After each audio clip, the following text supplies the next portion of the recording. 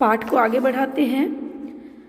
लेखिका कहती हैं कि अब वे लोग आगे की चढ़ाई चढ़ रहे थे और रास्ते में बहुत सारे पहाड़ी बच्चे मिले और जितेन ने लेखिका को बताया कि ये बच्चे 3-3.5 किलोमीटर की चढ़ाई चढ़कर स्कूल जाते हैं। आसपास 1 या 2 स्कूल है और जब ये बच्चे स्कूल से लौटते हैं तो अपनी माँ के काम में हाथ बटाते हैं। पहाड़ का जीवन बहुत कठोर है। जैसे जैसे ऊंचाई बढ़ रही थी वैसे वैसे खतरे भी बढ़ते जा रहे थे। रास्ता तंग होता जा रहा था, सकरा हो रहा था।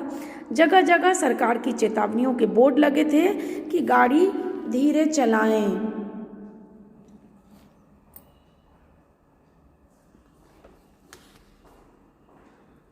शाम के समय जीप चाय बागानों में से जब गुजर रही थी तो बागानों में कुछ युवतियां सिक्किमी परिधान पहने चाय की पत्तियां तोड़ रही थी और उनके चेहरे पर ढलती शाम के सूरज की रोशनी जो थी वो दमक रही थी।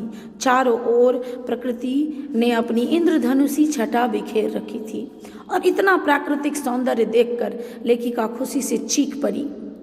युमथांग से पहुंचने से पहले वे लोग लायुंग में रुके और लायुंग में रुकने के बाद लेखिका कहती हैं कि तिस्ता नदी के किनारे लकड़ी से बना एक छोटा सा घर था जिसमें लेखिका रुकी थी और उस वातावरण में अद्भुत शांति थी। ऐसा लग रहा था जैसे प्रकृति अपनी लय, ताल और गति में कुछ कह रही है। इस सफर ने लेखिका को दार्शनिक बना दिया था। रात होने पर जितेन के साथ अन्य साथियों ने नाच गाना शुरू कर दिया था। लेखिका की सहयात्री मनी जो थी उसने भी बहुत सुंदर नृत्य प्रस्तुत किया। लेखिका कहती हैं कि मेरे दिमाग में मन मस्तिष्क में एक याद आ रही थी, स्मृति आ गई। यहाँ जल को हाथ में लेकर संकल्प किया जाता है और मैं क्या संकल्प करूं? संकल्प यानी किसी चीज का प्रण लेना। लेखिका कहती हैं कि जब मैं आगे सोच रही थी इस विषय पे तो ऐसा लग रहा था जैसे अब प्रकृति जो है, प्रकृति में ही लेखिका थी, लेखिका में ही प्रकृति थी, दोनों एक हो गए थे। वे लोग उस समय समुद्र तट से 14,000 फीट की ऊंचाई पर थे और एक स्थानीय युवक के अनुसार प्रदूषण के कारण यहाँ स्नोफॉल कम हो गया था। अब देखो, प्रदूषण ने प्रकृति को बड़ा नुकसान पहुंचाया है और आज की परिस्थिति हम देख सकते हैं कि प्रकृति ने खुद को रिबूट करने के लिए आज कोविड-19 से हम लोग जूझ रहे हैं और प्रकृति में जो है असंतुलन फैला हुआ है प्रदूषण की वजह से। और इस कोविड-19 की वजह से जो लॉकडाउन हुआ उसमें प्रकृति को प्रदूषण से बहुत निजात मिली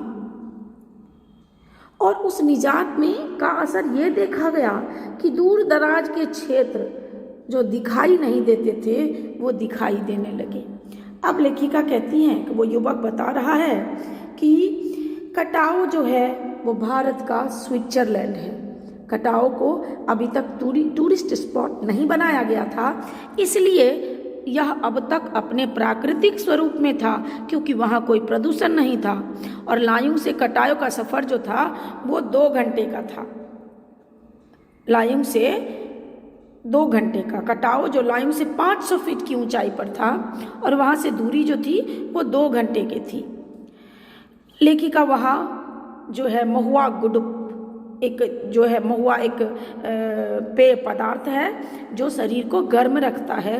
लेखिका ने वहाँ महुआ भी पिया और लेखिका जो है कह रही है कि थोड़ी दूर जाने पर मौसम साफ हो गया था।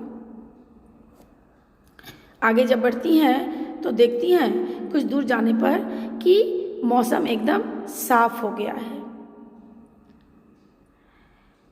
एक जगह लिखा हुआ था if you are married divorce speed, बड़े बड़े शब्दों में चेतावनी लिखी हुई थी जिसका तात्पर्य था कि अगर आप शादीशुदा हैं तो आप अपनी गति को तलाक दे दें, अर्थात अपने घर वालों के बारे में सोचें। ऐसी गति में गाड़ी न चलाएं कि एक्सीडेंट हो जाए और आपको जो है आपकी मृत्यु हो जाए और आपके परिवार वालों को नुकसान उठाना पड़े। कुछ दूर जाने के बाद नार्गे जो है वो कहता है कटाव हिंदुस्तान का स्विट्जरलैंड है और लेखिका की जो मित्र थी मनी, वो स्विट्जरलैंड से घूम के आई थी, इसलिए वो कहती हैं कि ये जो कटाव है ये स्विट्जरलैंड से भी सुंदर है। कटाव दिखने लगा था, चारों ओर बर्फ से भरे पहाड़ थे। जितेन बता रहा था कि बर्फ रात को ही पड़ी है, पहाड़ ऐसे लग रहे हैं जैसे चारों ओर चांदी फैली हो। कटाव पहुंचने पर हल्की हल्की बर्फ पड़ने लगी थी और बर्फ को देखकर सभी झूमने लगे थे। और जितेन ने जब लेखिका को पूछा कि कैसा लग रहा है, तो लेखिका ने नेपाली में जवाब दिया, राम रोछो, बहुत अच्छा। और इस पर जितेन जो है वो बहुत ही प्रसन्न होता है, क्योंकि हर व्यक्ति को अपनी भाषा, अपनी मातृभूमि, अपने जन्म स्थान, अपने देश से प्रेम होता है। और जितेन की आंखों में भी वो खुशी झलक रही थी। हल्की हल्की बर्फ एकदम महीन मोती की तरह गिर रही थी। और लेखिका कहती हैं, तीम्रो माया सेंधे मलाई सताऊं छू, तुम्हारा प्यार मुझे सदैव रुलाता है। ये प्रकृति और ईश्वर का प्रेम है, ये प्रकृति और ईश्वर का प्रेम है। चारों तरफ बिखरी हुई बर्फ की सुंदरता जितेन के मन पर भी अब थाप लगाने लगी थी। जितेन जो है गीत गाने लगा। प्रेम की झील में तैरते हुए वह झूम झूम कर गा रहा था। ये प्रकृति के प्रति जो प्रेम था। और सारे सैलानी जो थे वो बर्फ पर कूदने लगे और बर्फ घुटनों तक नरम बर्फ थी, ऊपर आसमान और बर्फ से ढके पहाड़ जो थे। कई सैलानी तो बर्फ पर लेट गए, कोई फोटो खिंचवा रहा था। सभी सहयात्री जो थे, कोई ऐसे लगता था सबको जैसे वहाँ की आबो हवा को हर कोई अपनी सांसों में समेट लेना चाहता था।